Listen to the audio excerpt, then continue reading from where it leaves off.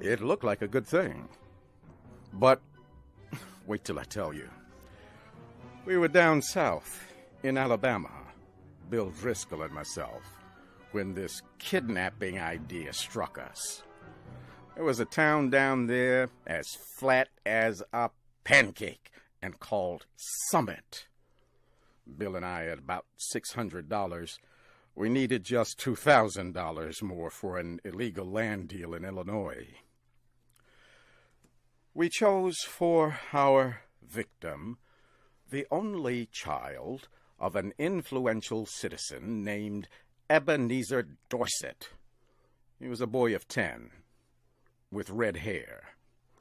Bill and I thought that Ebenezer would pay a ransom of $2,000 to get his boy back, but wait till I tell you. About 2 miles from Summit was a little mountain covered with cedar trees. There was an opening on the back of the mountain. We stored our supplies in that cave. One night, we drove a horse and carriage past old Dorset's house.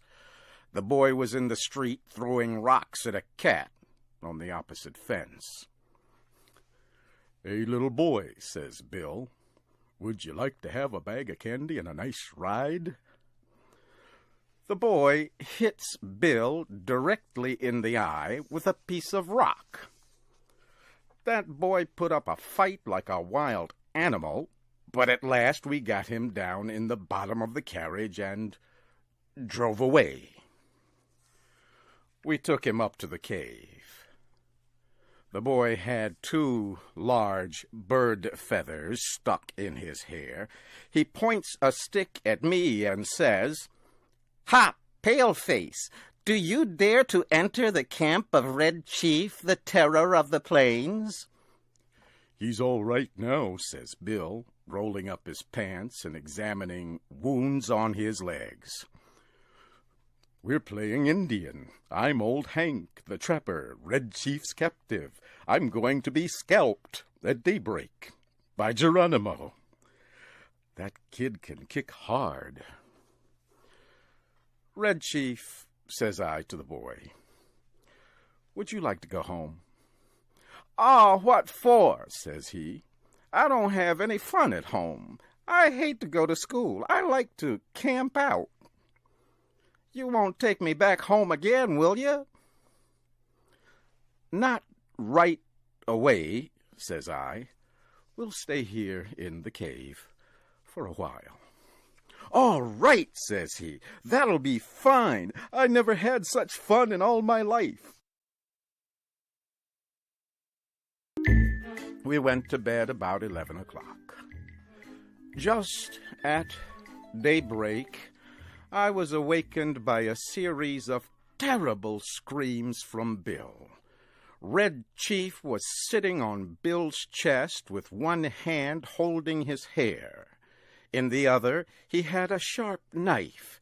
He was attempting to cut off the top of Bill's head based on what he had declared the night before. I got the knife away from the boy, but after that event, Bill's spirit was broken. He lay down, but he never closed an eye again in sleep as long as that boy was with us. "Do you think anybody will pay out money to get a little imp like that back home?" Bill asked. "Sure," I said. "A boy like that is just the kind that parents love. Now, you and the chief get up and make something to eat while I go up on the top of this mountain and look around." I climbed to the top of the mountain. Over toward Summit, I expected to see the men of the village searching the countryside, but all was peaceful. "Perhaps," says I to myself, "it has not yet been discovered that the wolves have taken the lamb from the fold." I went back down the mountain. When I got to the cave, I found Bill backed up against the side of it. He was breathing hard, with the boy threatening to strike him with a rock. "He put a red-hot potato down my back," explained Bill, "and then crushed it with his foot. I hit his ears. Have you got a gun with you, Sam?" I took the rock away from the boy and ended the argument. "I'll fix you," says the boy to Bill. "No man ever yet struck the Red Chief but what he got paid for it. You better be careful." After eating, the boy takes a leather object with strings tied around it from his clothes and goes outside the cave, unwinding it. Then we heard a kind of shout. It was Red Chief holding a sling in one hand. He moved it faster and faster around his head. Just then I heard a heavy sound and a deep breath from Bill. A rock, the size of an egg, had hit him just behind his left ear. Bill fell in the fire across the frying pan of hot water for washing the dishes. I pulled him out and poured cold water on his head for half an hour. Then I went out and caught that boy and shook him. "If your behavior doesn't improve," says I, "I'll take you straight home. Now, are you going to be good or not?" "I was only funnin'," says he. "I didn't mean to hurt old Hank, but what did he hit me for? I'll behave if you don't send me home." I thought it best to send a letter to old man Dorset that day, demanding the ransom and telling how it should be paid. The letter said, "We have your boy hidden in a place far from Summit. We demand $1,500 for his return.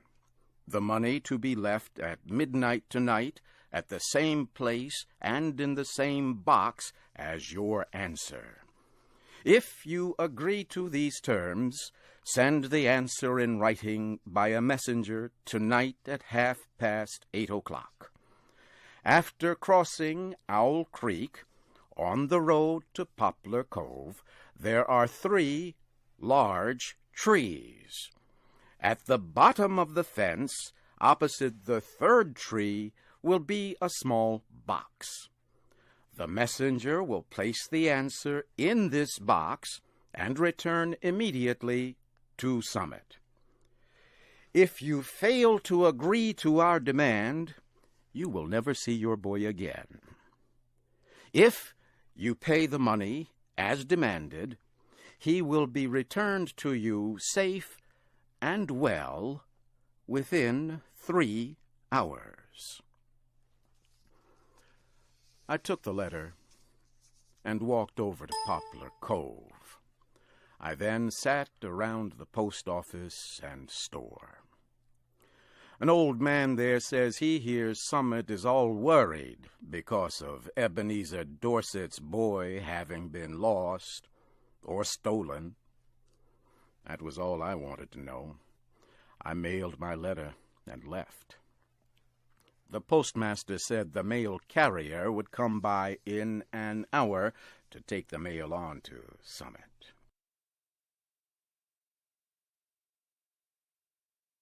At 8:30, I was up in the 3rd tree, waiting for the messenger to arrive. Exactly on time, a half-grown boy rides up the road on a bicycle. He finds the box at the foot of the fence. He puts a folded piece of paper into it and leaves, turning back toward Summit. I slid down the tree, got the note, and was back at the cave in a half hour. I opened the note and read it to Bill. This is what it said. "Gentlemen, I received your letter about the ransom you asked for the return of my son. I think you're a little high in your demands. I hereby make you a counter-proposal, which I believe you will accept. You bring Johnny home and pay me $250, and I agree to take him off your hands. You had better come at night, because the neighbors believe he is lost, and I could not be responsible for what they would do to anybody they saw bringing him back. Very respectfully, Ebenezer Dorset.